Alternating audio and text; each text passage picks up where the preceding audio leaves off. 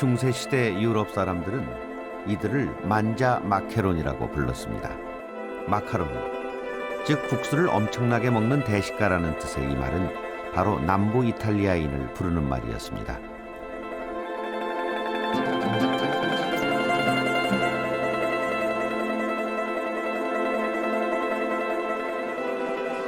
이탈리아는 유럽에서 유일하게 고유한 국수 문화를 가진 나라입니다. 국수가 유럽 대륙 전체로 퍼져나간 것은 불과 200년도 되지 않았죠.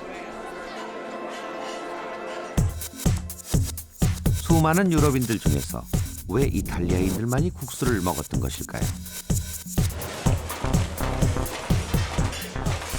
그리고 이탈리아인들은 언제부터 이 가늘고 긴 음식을 먹기 시작했을까요? In today's story, we will explore the mythical origins of the Italian pasta. Is it possible that the Chinese noodle crossed Asia, the Middle East, as well as North Africa to find its way into Europe? Let's find out.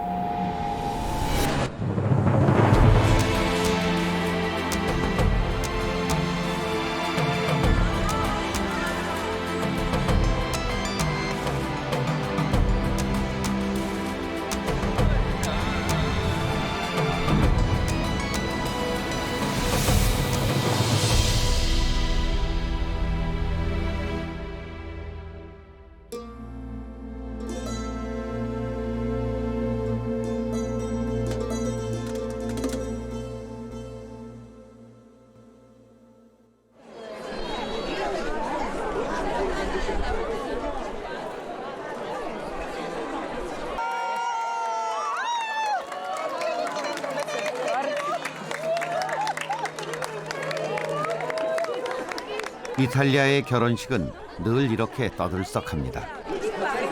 Vieni qua Giuseppe. Non ti perdere che ci sono. Vieni qua, ci sono troppe persone. 결혼이야 세계 어디서나 큰 경사지만 정열적인 남부 이탈리아인들에게는 더없이 즐거운 축제입니다.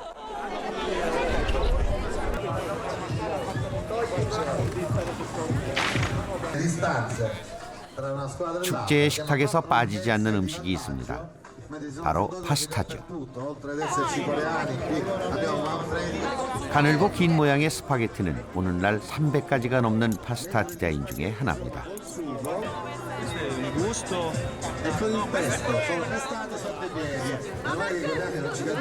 이탈리아인들에게 파스타는 우리의 밥과 같은 음식이죠. 하지만 이들이 파스타를 먹기 시작한 것은 생각보다 오래되지 않았습니다.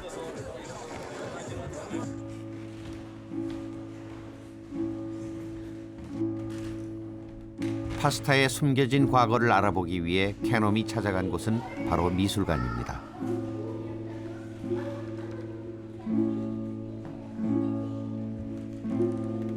그림에는 인류 음식 문화의 역사가 담겨 있기 때문이죠.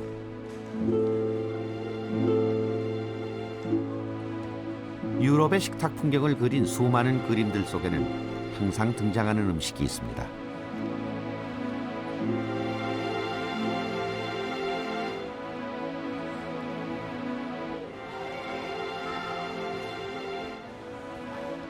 그것은 바로 빵입니다.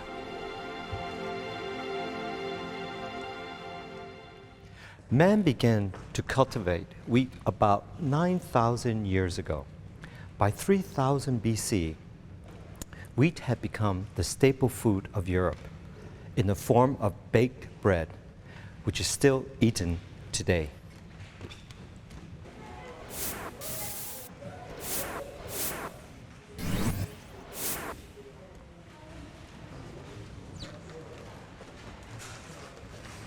There's a 14th century medical book which mentions another type of wheat-based food which is different from bread.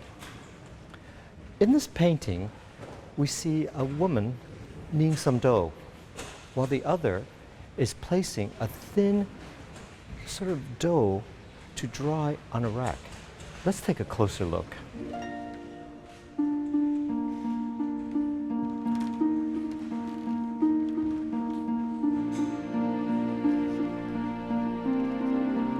이 그림은 트리 혹은 이트리아라고 불리던 음식을 만드는 과정을 묘사하고 있습니다.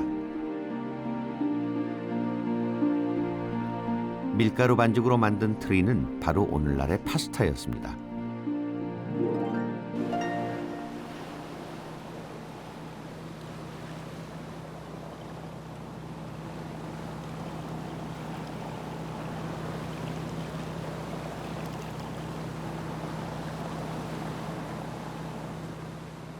(14세기) 베니스는 중세 유럽에서 가장 부유하고 번창한 도시였습니다.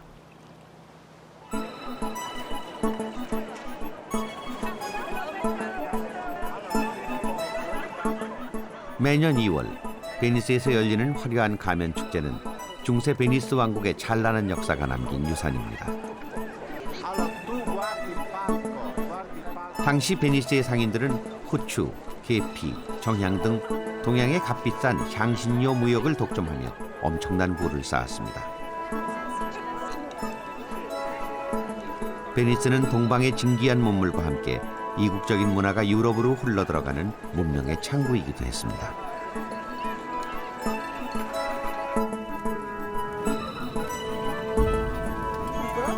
베니스나 제노바 같이 동방 무역이 활발했던 도시에서는 파스타를 먹고 있었습니다. 이런 이유 때문에 파스타가 동방으로부터 들어온 음식이냐 아니냐를 놓고 사람들은 오랫동안 논쟁을 벌여왔습니다. Io adoro gli spaghetti, è una cosa che è il piatto che preferisco di più. Amo gli spaghetti follemente, quindi. In Italia? Non lo so, è una cosa talmente comune che non ci siamo mai preoccupati di sapere come è nata. È stata una bella scoperta gli spaghetti, come anche secondo me la pizza in Italia. E sono, diciamo, le tradizioni come anche il carnevale, la festa delle maschere, dei costumi, la fusione tra l'Oriente e l'Occidente anche. 이탈리안 파스타의 최초 기원을 둘러싼 몇 가지 가설들이 존재합니다. 첫 번째 가설의 주인공은 베니스의 한 전설적인 상인입니다.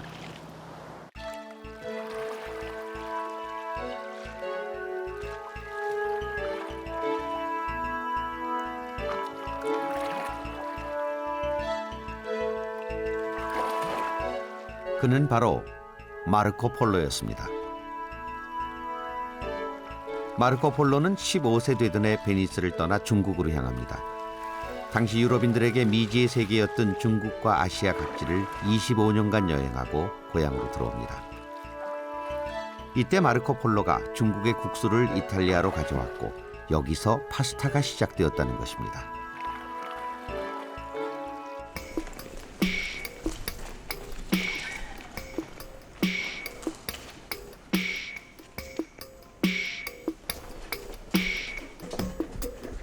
마르코 폴로의 일생은 사실 대부분이 베일에 쌓여 있습니다.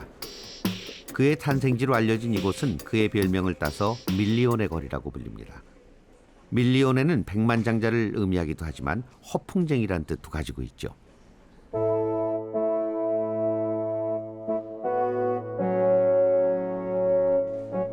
마르코 폴로는 일생에 걸친 동방무역으로 대부호가 되었고 자신의 경험을 세계의 서술이라는 책으로 남겼습니다.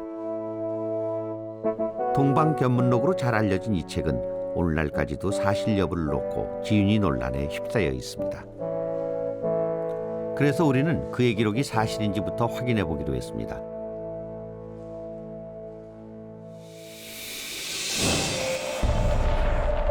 동방견문록에 따르면 1271년 베니스를 떠난 마르코 폴로는 페르시아와 아프가니스탄을 지나고 험준한 파미르 고원을 넘어 약 3년 만에 중국에 도착을 합니다.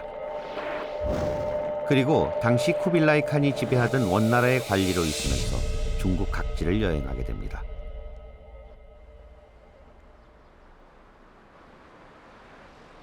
원의 수도 칸발루는 지금의 북경 지방입니다. 그는 이곳에서 수십 킬로미터에 이르는 거대한 성벽과 황금으로 장식된 칸의 궁전을 보았다고 합니다.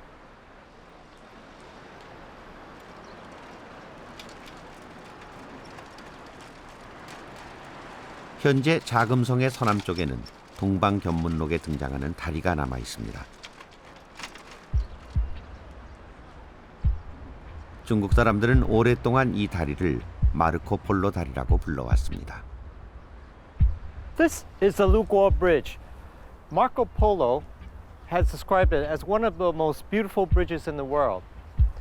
Then he wrote, the handsome parapet with marble slabs and columns is arranged in a skillful manner. 마르코폴로는 기둥에 놓여진 정교한 사자상까지도 구체적으로 기록하고 있습니다. 직접 이곳에 와보지 않았다면 이렇게 상세한 묘사는 아마 불가능했을 겁니다.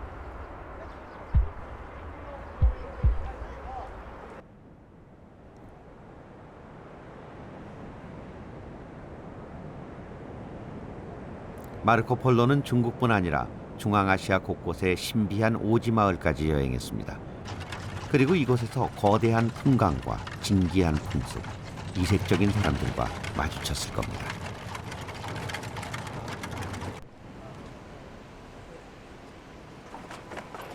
다양한 소수민족이 어울려 사는 중앙아시아 일대는 독특한 음식 문화가 발달했습니다.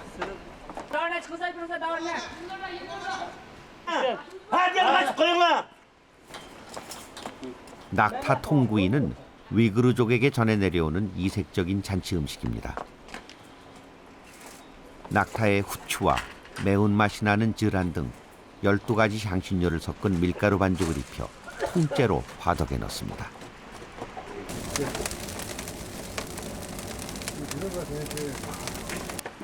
낙타가 익는 데는 적어도 12시간 이상이 걸립니다.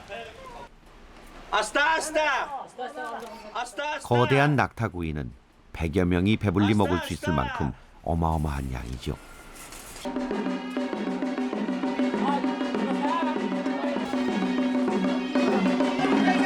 마르코폴로는 이 지역의 주민들을 우상 숭배자이거나 마호메트를 신봉하는 사람들이라고 기록했습니다.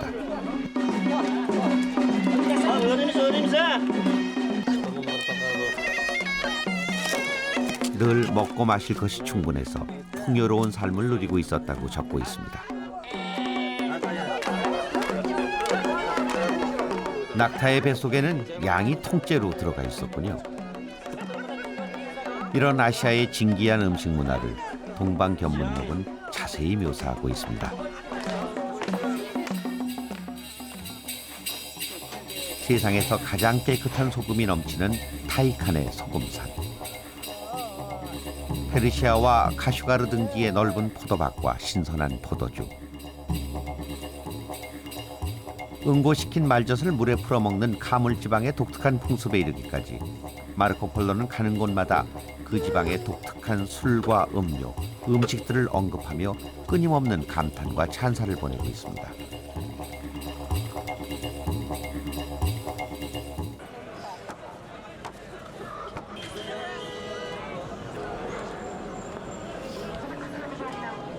동방견문록에 등장하는 또 하나의 도시, 카슈가르. 국수는 이곳의 대표적인 음식이죠.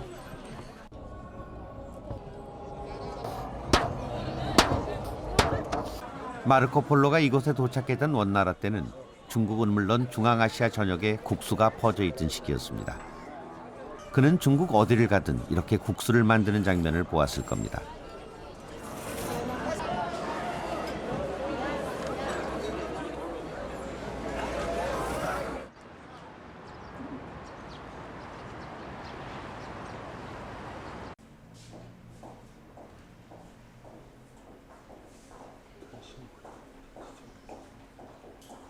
그렇다면 마르코폴로는 실제 동방견문록에서 국수를 어떻게 묘사하고 있을까요?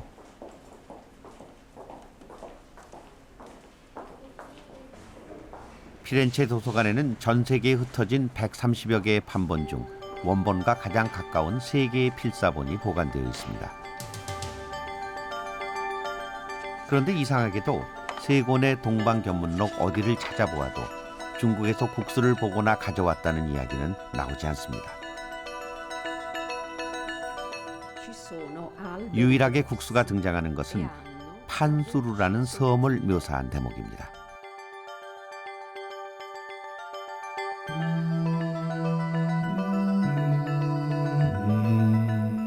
그가 보았다는 신비의 섬 판수르는 오늘날 인도네시아 부근으로 추정됩니다. 국수를 묘사한 대목도 이상한 점이 있습니다. 이곳의 큰 나무에 흰 가루로 가득 찬 빵나무 열매가 열리고 판수르 사람들은 그 가루로 국수를 만들어 먹는다. 하지만 800년 전에 빵나무 가루로 국수를 만드는 기술이 있었다고 믿기는 어렵습니다.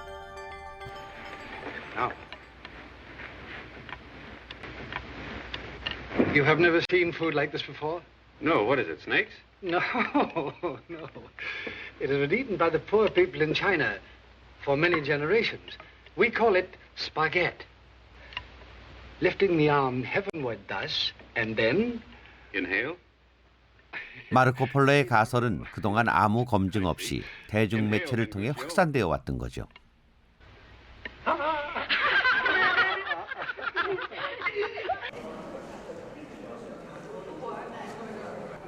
세계적인 역사학자 몬타나리 교수.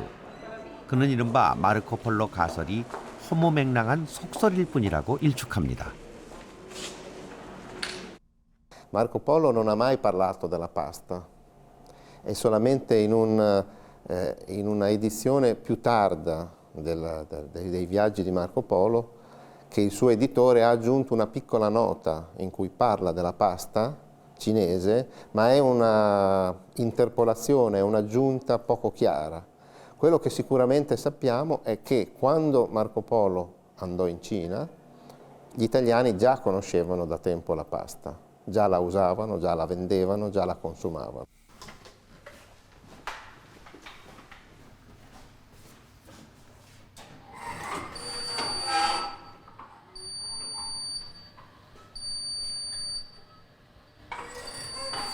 우리는 이곳에서 마르코 폴로의 가설이 허구라는 것을 증명해줄 결정적 단서를 발견했습니다.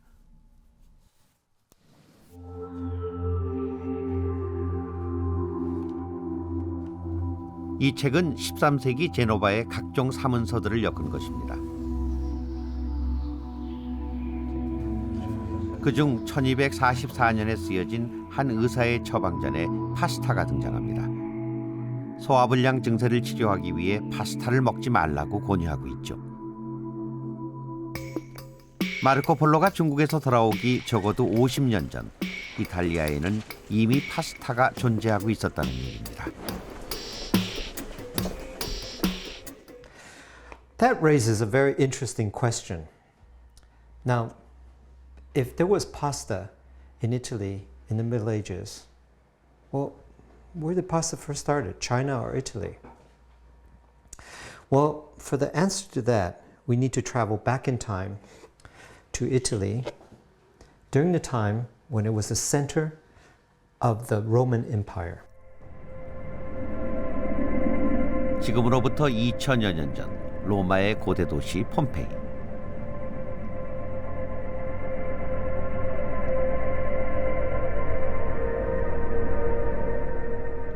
이곳은 귀족들의 휴양지로 이름이 높았던 화려하고 아름다운 도시였습니다. 대저택이 즐비한 거대한 도시에서 2만 명이 넘는 사람들이 살고 있었죠. 그러던 서기 79년 8월의 어느 날이었습니다.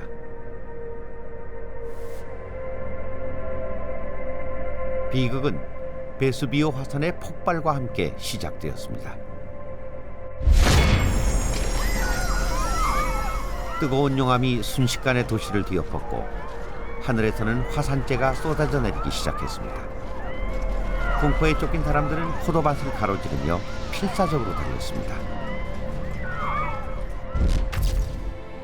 하지만 이들은 끝내 도시의 남쪽 끝에서 화산재에 뒤덮인 채 발견됩니다. 폼페이의 인간 화석은 마치 재앙의 지문처럼 참혹했던 순간을 생생히 간직하고 있습니다. 그날 이후 폼페이의 시간은 정지했습니다.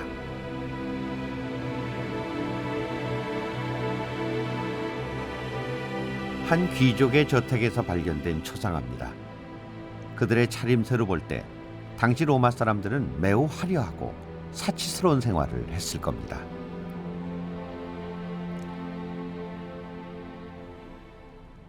도시 곳곳에는 그들의 풍요로운 삶의 흔적이 그대로 남아있죠.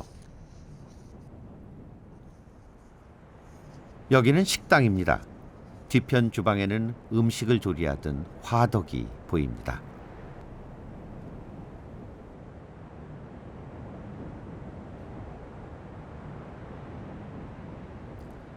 큰 길가에 자리 잡은 식당 한가운데 L자형의 식탁이 놓여 있습니다.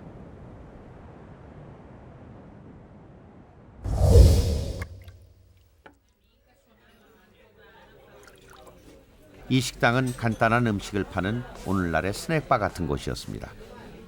당시 로마에는 외식 문화가 발달해 있었고 일하는 남자들은 대개 밖에서 점심을 해결했죠. 폼페이 최후의 날, 로마인들은 이곳에서 무엇을 먹고 있었을까요?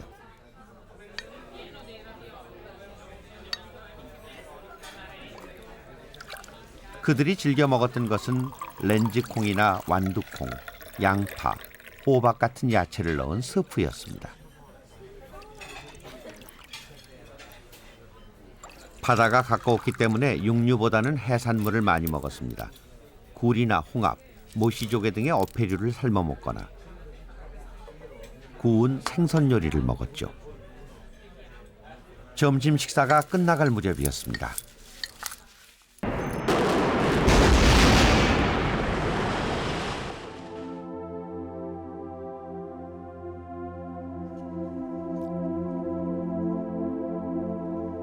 폼페이의 식당 유적에는 놀랍게도 2000년 전 로마인의 점심 메뉴가 고스란히 남아 있었습니다.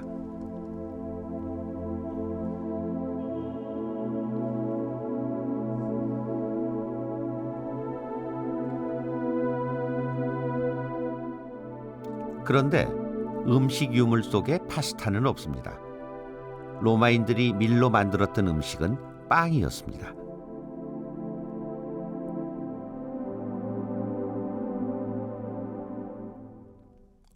No, nel mondo romano antico non si conosceva la pasta.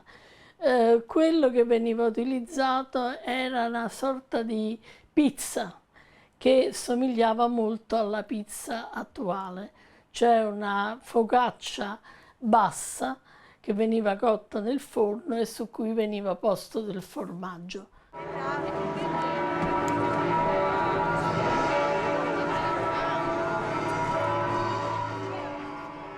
이탈리아에 파스타를 전한 사람은 마르코 폴로도 고대 로마의 사람들도 아니었습니다. 그렇다면 그 수수께끼의 인물은 누구였을까요?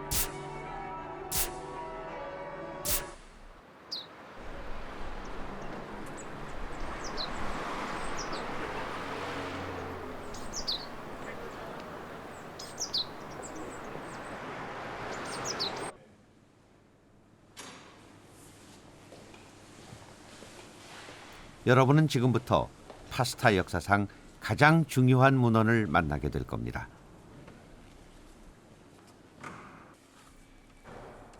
이 책은 1154년 한 아랍인 학자가 쓴 지리서입니다. 원본은 소실되고 전 세계에 단 12개의 필사본만 남아있는 아주 귀한 책입니다. 여기에는 유럽 곳곳의 지형과 생활상이 담겨 있는데 특히 이탈리아 남부 시칠리아 섬에 대해 자세히 묘사하고 있습니다. 시칠리아에서도 트라비아라는 작은 마을에 이르면 낯선 이름의 음식이 하나 등장합니다. 그것은 바로 이트리아였습니다. And in these, they manufacture al-itria, which is this kind of pasta, which they supply to the entire world, or they supply it in every direction. 여러 중세 문헌들을 통해 확인한 결과 시칠리아 해변에서 생산되었던 이트리아는 국수로 밝혀졌습니다. 이트리아는 문헌상 등장하는 이탈리아 최초의 건조 국수였던 것입니다.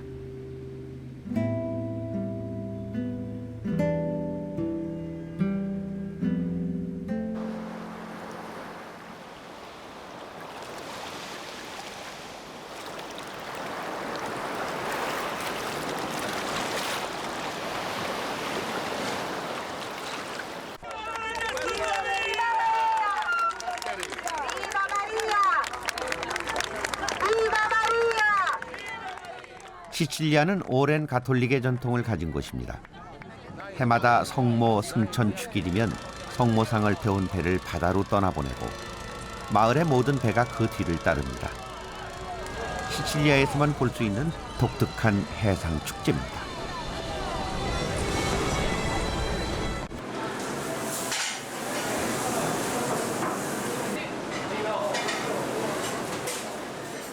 파스타의 고향으로 불리는 시칠리아는 이탈리아는 물론 전 세계에서 파스타를 가장 많이 먹는 지역입니다. Sempre spaghetti, ogni giorno, specialmente quello che lavora lavori pesanti, lavori forzati a fare case, cose. Mangio 2 piatti di pasta al giorno, perché la pasta è nutriente, fa bene alla salute, fa bene pure al cefalo. 시칠리아의 전통적인 파스타 요리는 대부분 건조국수를 사용합니다. 그 국수는 가늘고 긴 일명 스파게티죠.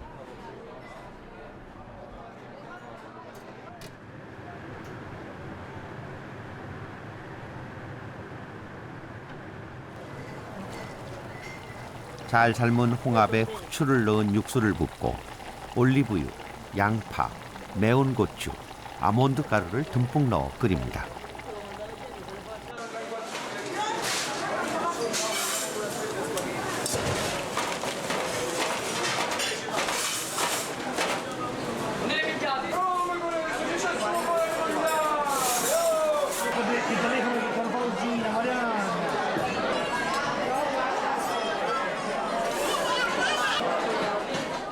자, 그럼 파스타의 고향에서 파스타 먹는 법을 한 수 배워볼까요? 포크로 빙글빙글 말아서 바로 입으로 가져갑니다.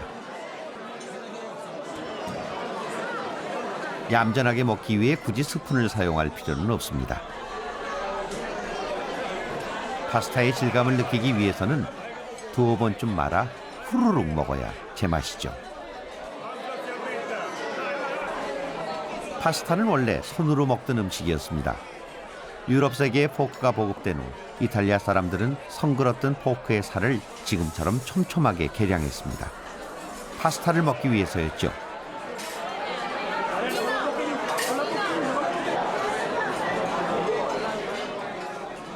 하지만 모두가 포크를 쓰는 건 아니죠.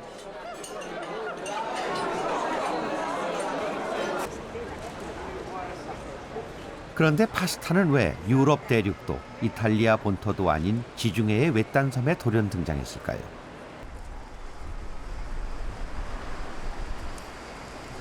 의문의 단서는 12세기에 지어진 팔라티나 대성당에 숨겨져 있었습니다.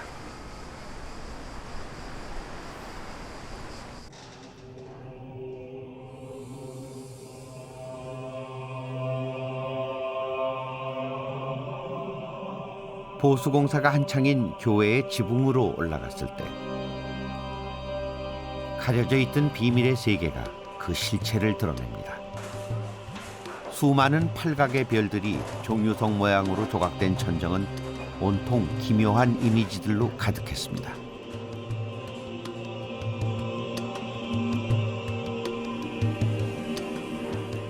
그리고 그림 속의 인물은 기독교인이 아닌 터번을 둘러쓴 이슬람인들이었습니다.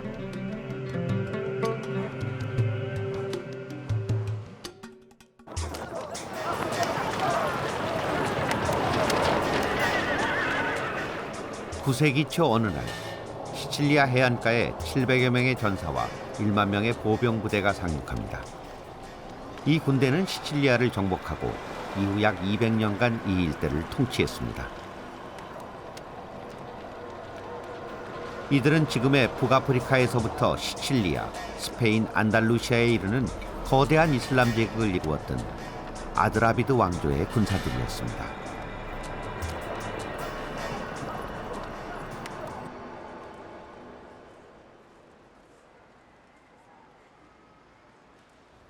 In 827, a mysterious army from an advanced civilization conquered the island of Sicily.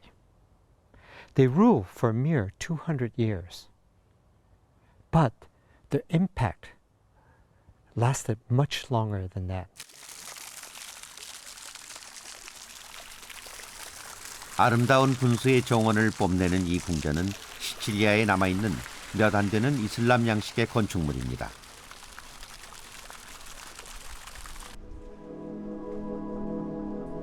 이슬람의 흔적을 보여주는 유적과 유물이 대부분 소실된 지금 궁전 안에 남겨진 것이라고는 코란의 문구가 새겨진 낡은 청동대야 하나뿐입니다. 이슬람 문화 흔적이 가장 잘 남아 있는 곳은 따로 있습니다.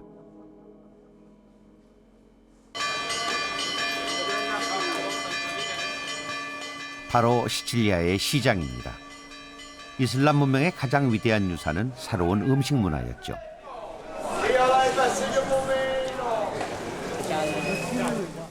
이슬람인들은 시칠리아의 유럽인들에게 정어리를 잡는 법과 소금에 절여 먹는 문화를 전했습니다. 이슬람이 가져온 잣이나 피스타치오, 레몬, 가지 등 다양한 식재료는 아직까지도 시칠리아 요리에 널리 쓰이고 있습니다. 새로운 식재료는 새로운 음식 문화를 탄생시켰습니다.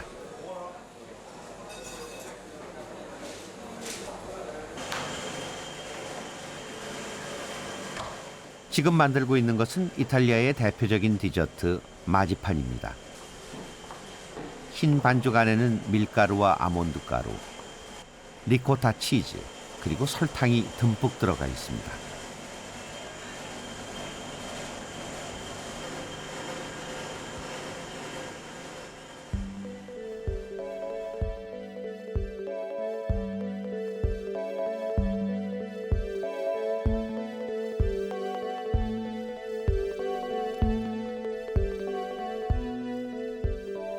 식탁의 꽃이라 불릴 만큼 화려한 디저트 문화는 바로 이슬람이 전한 설탕에서 시작되었습니다.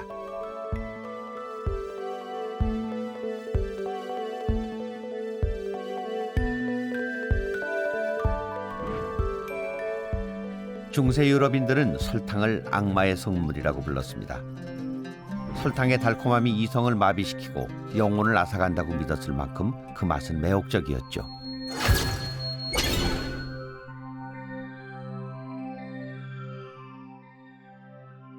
그런데 이때 시칠리아를 유혹하는 또 다른 음식이 등장하죠.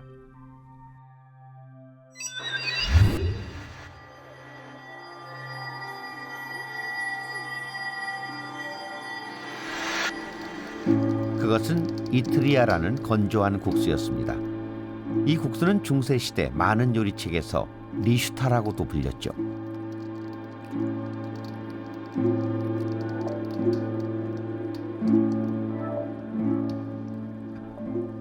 이 건조국수 역시 이슬람이 전한 새로운 식문화는 아니었을까요?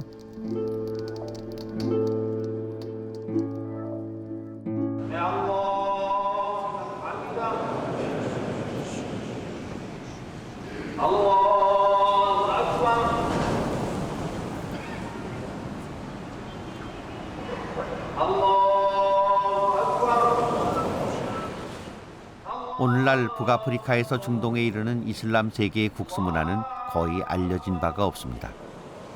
우리는 이트리아 혹은 리슈타라고 불리는 국수가 남아있는지 찾아보기로 했습니다.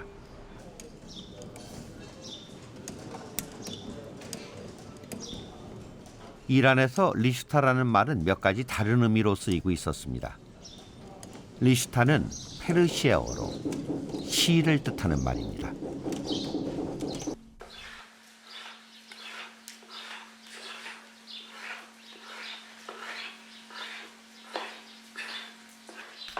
그리고 우리는 이란의 한 농촌 마을에서 실 모양의 음식, 리슈타를 발견할 수 있었습니다. 그것은 일종의 칼국수였습니다.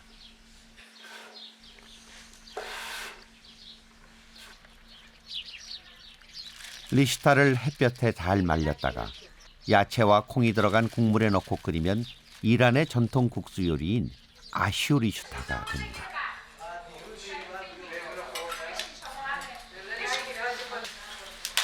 지금의 이슬람 세계에서 국수는 그리 자주 먹는 음식은 아닙니다. 그들의 주식은 라바시라고 부르는 얇은 빵이죠. 그리고 국수는 빵에 곁들여 먹는 수프의 일종입니다. 거의 형체를 찾아볼 수 없이 부스러진 국수 가닥을 이들은 숟가락으로 떠먹습니다. 이제 두꺼워 있는 밖에 저렇거든.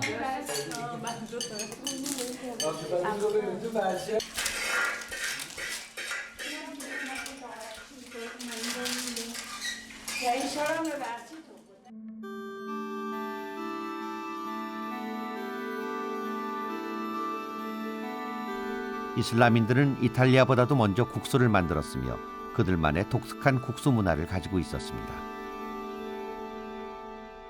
Gli arabi occuparono la Sicilia nell'Alto Medioevo e la loro impronta culturale durò per molti secoli.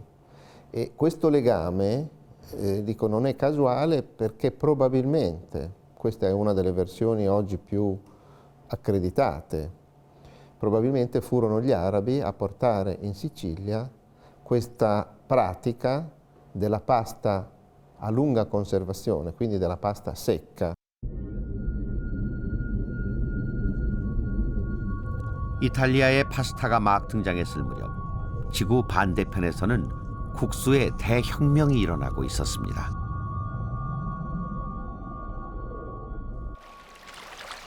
(12세기) 중국 송나라의 수도 카이펑. 도심 광장에서는 심상치 않은 일들이 일어나기 시작합니다.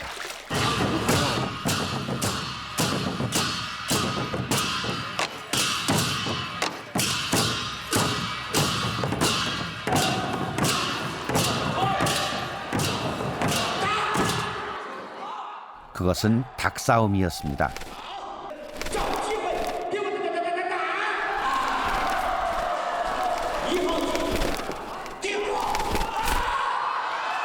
송나라 때 시작된 닭싸움은 당시 카이펑 시민들이 열광하는 새로운 오락거리였습니다.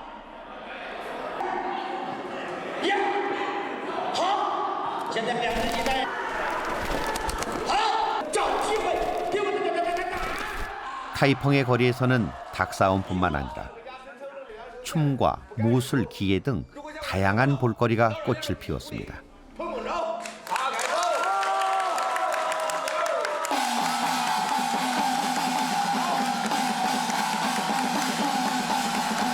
거리 문화가 성행하게 된 데는 숨은 이유가 있었죠.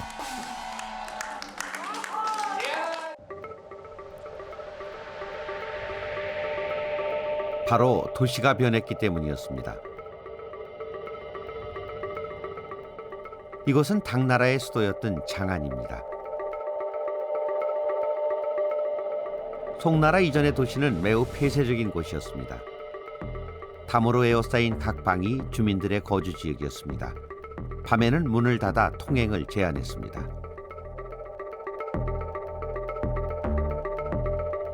장사도 정해진 구역에서 제한된 시간에만 할 수 있었습니다. 사람들이 많이 모여있는 이곳이 당시의 동시라고 불렸던 시장입니다. 그런데 송나라에 들어서면서 도시의 구조에 큰 변화가 일어나기 시작합니다.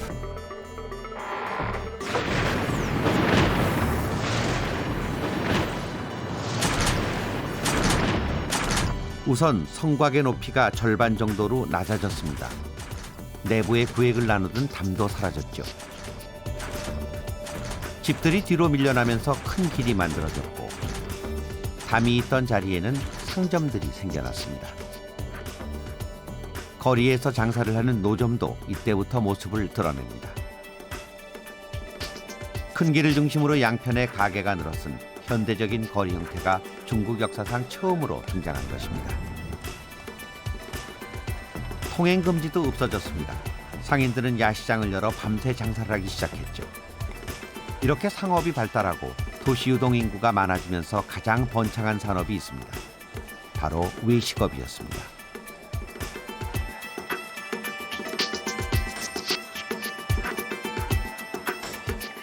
길 건너편에는 양고기를 파는 집도 보입니다.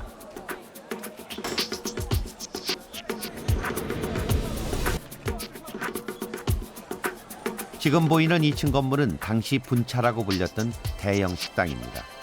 당시 카이펑에는 이런 대형 음식점만도 72개에 달했습니다. 유럽의 도시에는 이로부터 500년이 지난 17세기에 이르러서야 이런 규모의 레스토랑이 본격적으로 등장하기 시작합니다.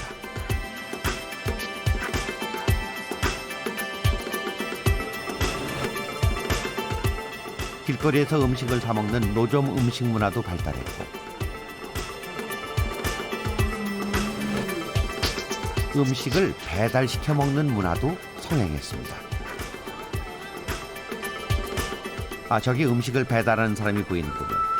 배달원을 따라 식당 안으로 한번 들어가 보죠.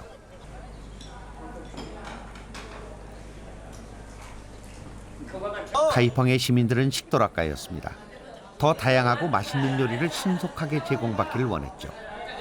그 결과 오늘날과 같은 서비스 문화가 생겨나게 됩니다.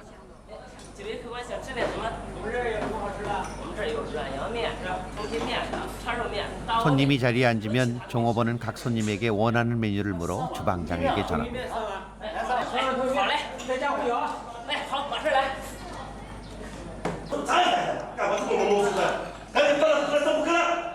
만약 주문한 식사에 착오가 생길 경우 종업원은 월급을 깎이거나 심지어 해고를 당하는 경우도 있었다고 합니다.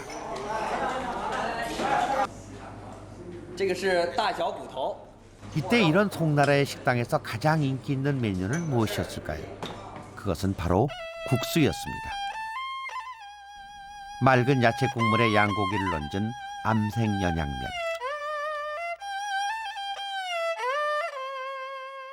손으로 눌러 만든 납작한 모양의 국수를 생강, 마늘, 귤 껍질이 들어간 소스로 버물린 쇠물요기자.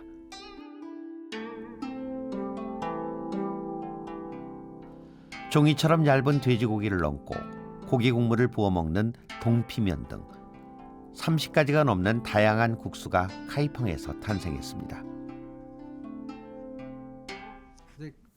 都市が開くということはイコール人がたくさん集まる。そこでいろんなものを食べるという職業も生む。要するに屋台の文化が始まります。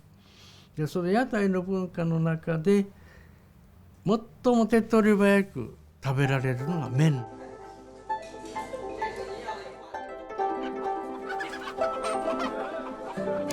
12세기 송나라는 지구상에서 가장 발달한 국수 문화를 가진 국수의 천국이었던 것입니다.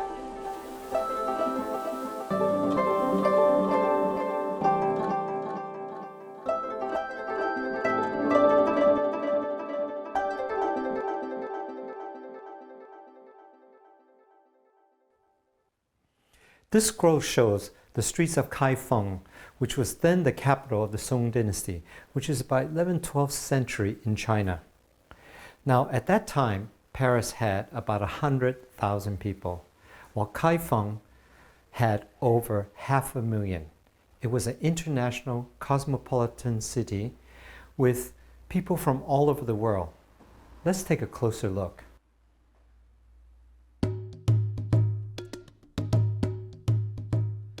청명상하도에는 국수의 또 다른 역사를 예고하는 흥미로운 단서가 숨어 있습니다. 국수의 천국 카이펑에서 소녀는 어디론가 국수를 배달하고 있습니다. 그리고 카이펑의 거리를 오가며 이런 광경을 목격했던 이방인이 있었습니다. 그것은 바로 이슬람 상인들이었습니다.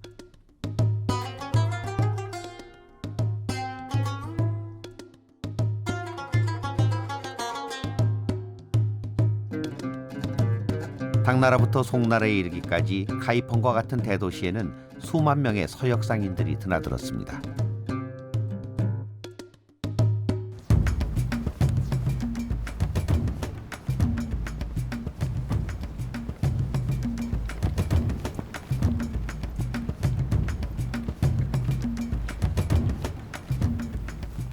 이슬람 상인은 문명의 중개자였습니다.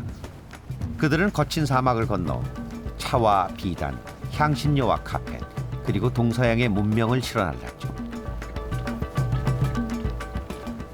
중국의 국수 문화를 이슬람 세계와 유럽까지 전파했던 메신저도 바로 이들이었을 겁니다.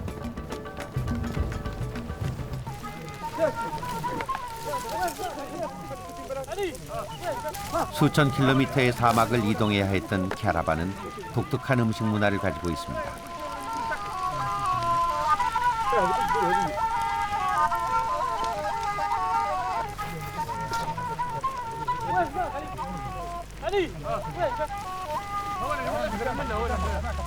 이들이 지금 만들고 있는 것은 흡스라고 부르는 납작한 빵입니다.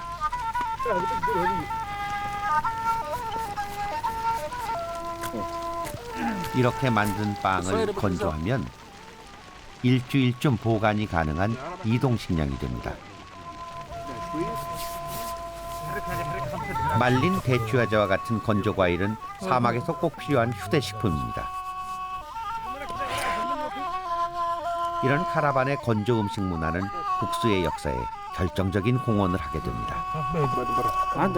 국수를 건조하는 법이었습니다.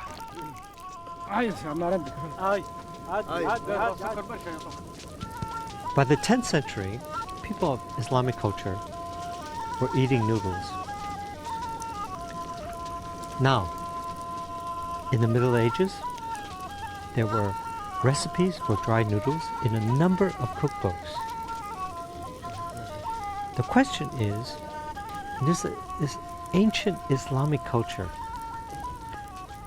that obviously needed to store dry food, are these the same people that travel thousands of kilometers in caravan across the desert?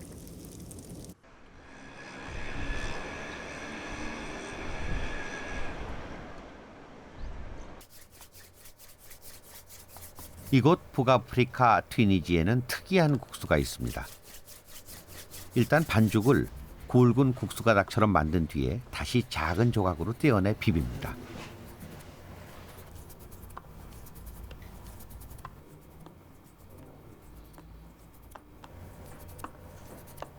가늘고 짧은 모양의 이 국수는 튀니지의 가정집에서 가장 많이 만들어 먹는 하마스입니다.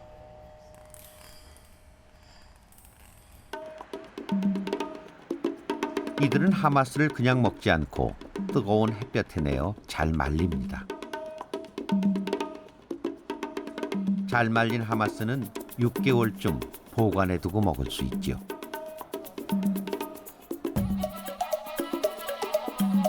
이슬람 세계의 국수는 건조해서 먹는다는 공통점을 가지고 있습니다.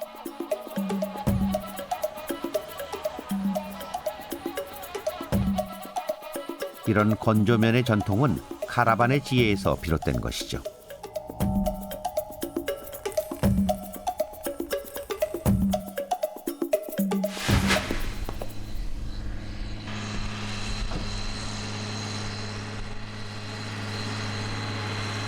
이슬람으로부터 전해진 국수 문화는 남부 이탈리아 일대를 중심으로 발달했습니다. 그것은 이 지역에서 유난히 잘 자라는 특수한 밀 때문이었습니다. 이탈리아 남부에서 재배하는 밀은 듀럼 밀입니다. 일반 밀에 비해 유난히 딱딱해서 경질 밀이라고도 부르죠.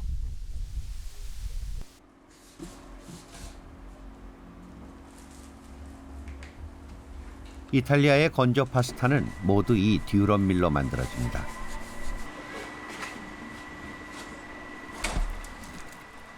일반 밀가루 위에 입자가 거칠고 노란색을 띱니다. 반죽을 하면은 점성이 강해서 빵을 만드는 데는 적당하지 않죠. 하지만 쫄깃한 파스타를 만들기에는 최적의 재료였습니다. 이탈리아 사람들은 보다 손쉽게 파스타를 만들기 위해 특별한 기계를 고안해냈습니다.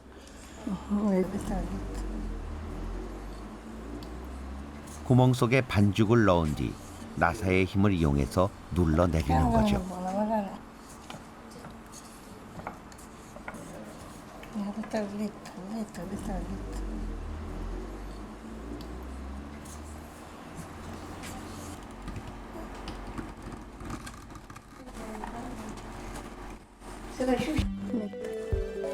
가늘고 길게 뽑은 스파게티는 쉽게 금방 건조된다는 또 다른 장점이 있습니다.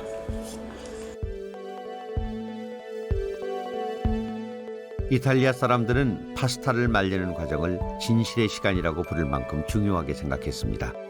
그리고 이들의 건조국수는 또 다른 국수의 혁명으로 이어졌습니다.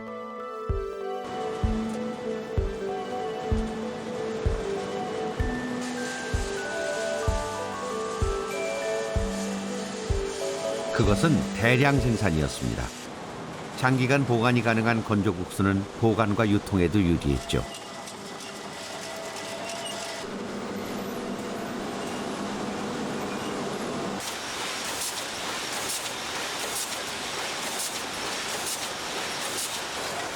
국수는 인류 최초로 대량 거래된 가공식품이었습니다. 파스타가 그 어떤 국수보다 빠른 속도로 전 세계를 점령할 수 있었던 비결 역시 건조에 있었던 것이죠.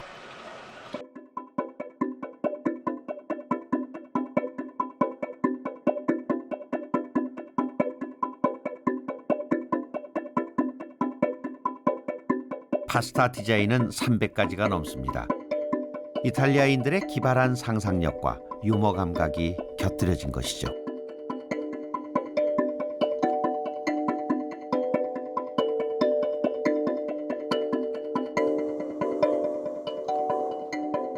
이탈리아는 이제 현대의 국수 천국입니다.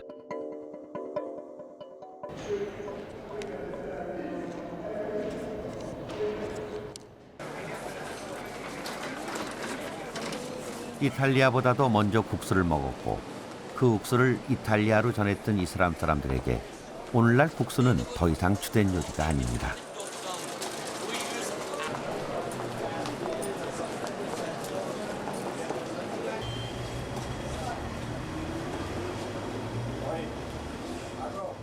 이란의 한 아이스크림 가게에서는 국수로 만든 디저트를 팔고 있습니다.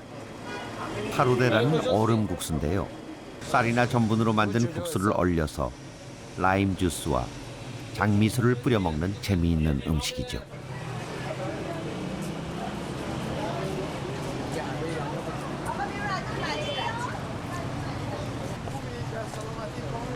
기원전 400년 전에 처음 만들어졌다는 파루데는 요즘도 이란 사람들에게서 최고의 디저트로 손꼽힙니다.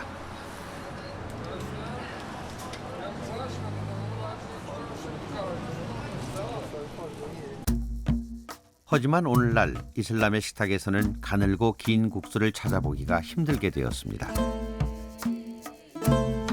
손톱만한 크기의 아시다.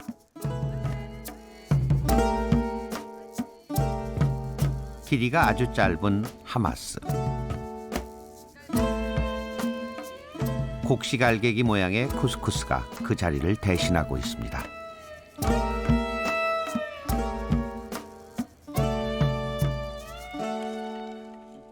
왜 가늘고 긴 국수 문화가 사라졌을까?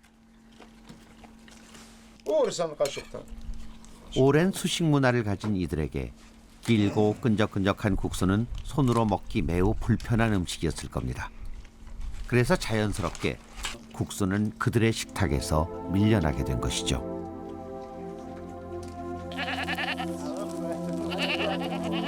한 가닥의 국수로 중국과 이탈리아를 이었던 누들로드의 위대한 주인공들은 그렇게 국수의 역사에서 멀어졌습니다.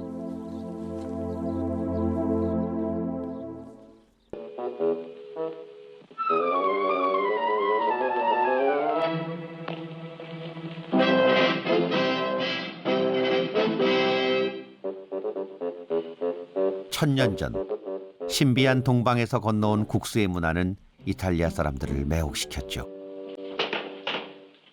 그리고 그들이 창조해낸 파스타라는 서양의 국수는 또다시 세계인의 입맛을 매혹시키고 있습니다.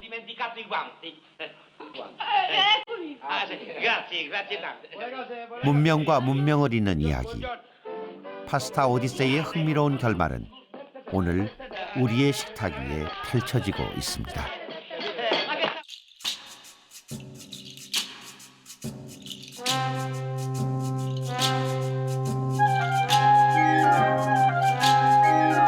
Io sono bazzando senza casa, senza niente, io sono bazzando senza casa, senza niente. La Vanessa di Gazzuna, buona piatto da maccarone, la Vanessa di Gazzuna, buona piatto da maccarone. Si può essere consultata dalla guerra semballata, si può essere consultata dalla guerra semballata. La segatina che cammina almeno un piatto da maccarone, la segatina che cammina almeno un piatto da maccarone.